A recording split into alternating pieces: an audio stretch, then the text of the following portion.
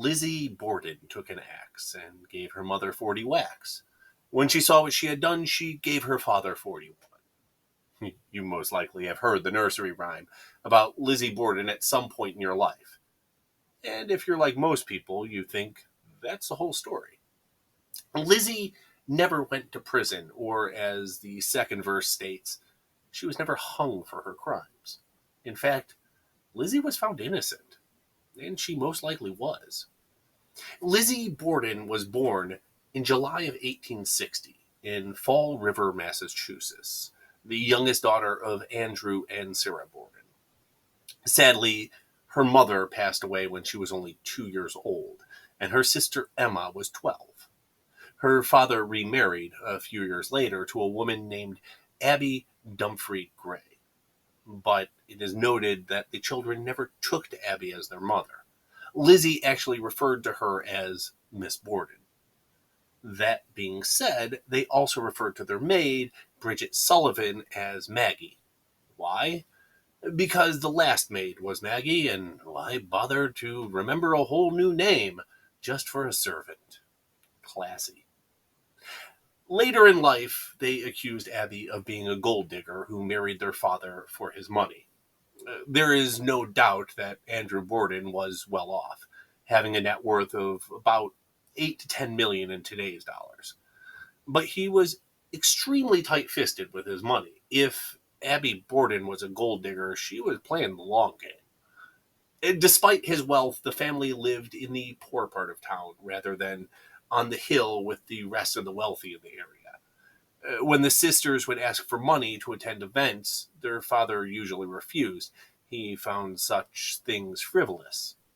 The Borden girls didn't really fit in anywhere.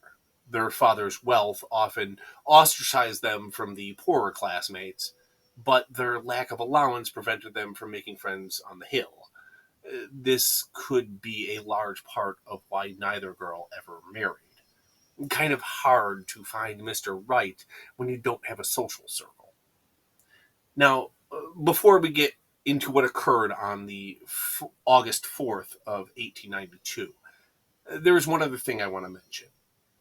From a modern perspective, it seems odd that Lizzie and Emma were still living with their parents at the time of the murders. Lizzie was 32 and Emma 42.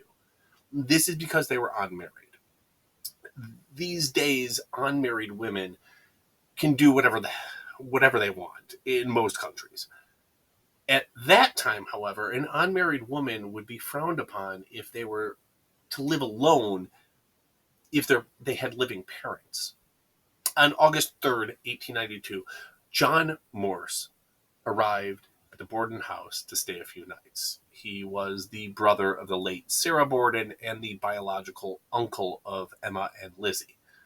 This is the same day Andrew, Abby, and Bridget all fell ill. Abby visited Dr. Bowen across the street, believing that she had been poisoned. The doctor gave her some castor oil and told her that it was food poisoning.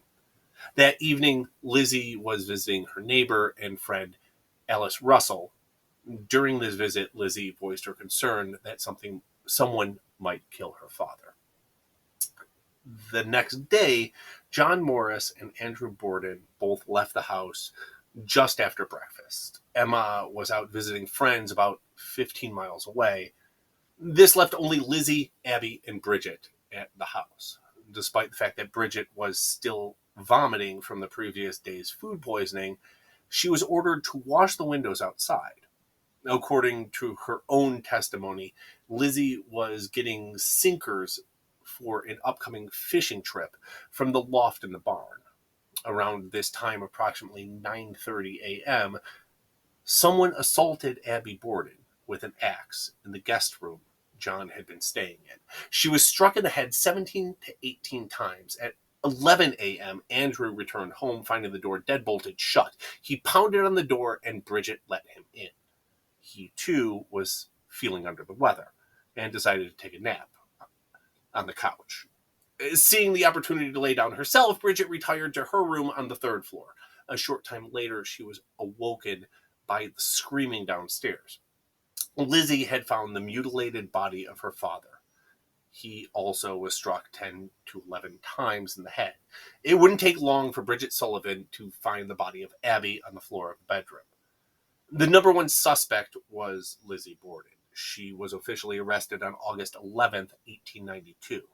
Obviously, she had opportunity. She was one of the only people at the home at the time.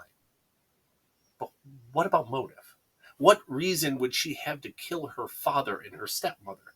The most common reason given is money. Prior to the murders, the tight-fisted Andrew had gifted property to Abby's sister. It was thought that Lizzie and Emma might have felt their inheritance was in jeopardy. That being said, the sisters had approached their father when that happened, and he agreed it was only fair that they got property as well, which she gave them, and then they sold back to their father. Besides greed, some researchers suggest that she may have had an incestuous relationship with her father. This is unsubstantiated, with no real evidence backing it up. It's also suggested that she may have had relations with Bridget and was discovered by Abby. Again, this is without merit. The last theory given is that she was seeking revenge because Andrew had murdered her pigeons. Okay, there were pigeons that lived in the barn, and her father did kill them. She talked about this on the stand, and from the sound of it, they probably ate squab that night. So we have questionable motives at best, but considering the time frame between Andrew coming home and him being discovered, Lizzie must have been covered in blood, right? No. The only blood found was a bucket of sanitary napkins in the basement.